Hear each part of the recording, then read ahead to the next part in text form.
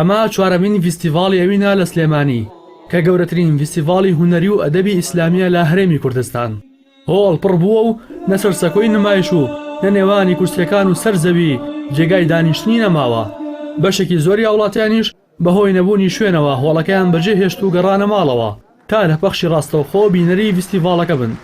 لاتان سیر نەبێت لە 4 ساڵی ڕابردوودا لەلایەن حکومەتی هەرێم و وەزارەتی ڕۆشنبیریەوە هیچ هاوکارێکی ئەم فیستیڤاڵە نەکراوە. سەرۆکی لیژنەی باڵای ئامادەکاری فیستیڤاڵ ئەوین باس لەوە دەکات بەهۆی هاوکاری نەکردنیان نەیانتوانیوە هۆڵێکی گەورەتر بگرن و خزمەتێکی باشتری هاوڵاتیانی دۆستی هونەری ئیسلامی بکەن. کۆی گشتی فیستیڤاڵەکە لەسەر ئەرکی ئەندامانی ناوەند و کۆمەڵی خێرخواز و سپۆنسەرەکان بەڕێوە چووە و لایەنی حکومیش نەخێر هاوکاری نەکردوین، تەنها بە هاوکاری سپۆنسەرەکان بوو کە لێرە زۆر سپاسیان نەکەین. لە ساڵانی پێشوە نەکرد هاوکاریان نەکردوین بەڵکو زۆر جارە گریشان لێ کردوین.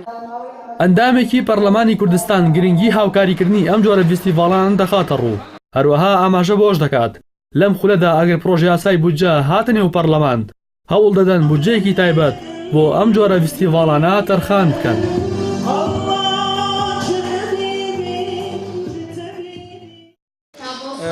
وەزارەتی ڕۆشنبیری پێویستە کە وەک پێویست هاوکاری ئەم جۆرە مناسبانە بکە، ئەم جۆرە فیستیڤاڵانە بکە کە لە ڕاستیدا ئەمانە خۆی زۆر بە چاکی ئەگونجێت و پێکەڵپێکە لەگەڵ هەم دینی میلەتەکەمان هەم عادەت و تەقلیدی گەلەکەشمانە.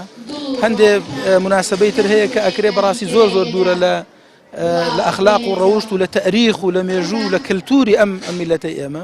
بۆ ئێمە وەکو پەرلەمانی کوردستان هەوڵ دەدەین لەم خولەی پێنجەمە کە ئەگەر قانونی موازنە و بودجە ئەو کاتە کە نێردرا بۆ پەرلەمانی کوردستان بۆ تەصدیقکردن، ئێمە هەوڵ دەدەین کە جوهدێکی زۆر بکەین، تێکۆشانێکی زۆر بکەین، هەوڵێکی زۆر بدەین کە بودجەیەکی تایبەت دابنرێ بۆ هاوکاریکردنی ئەم جۆرە مناسبانە.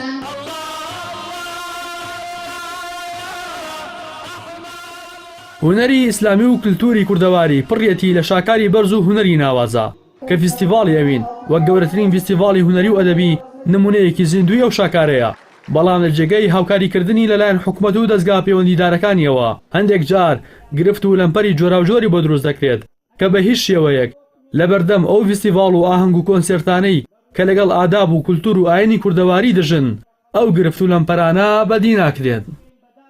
ڕاستی حەمامین، کەناڵی ئاسمانی پەیام، سلێمانی.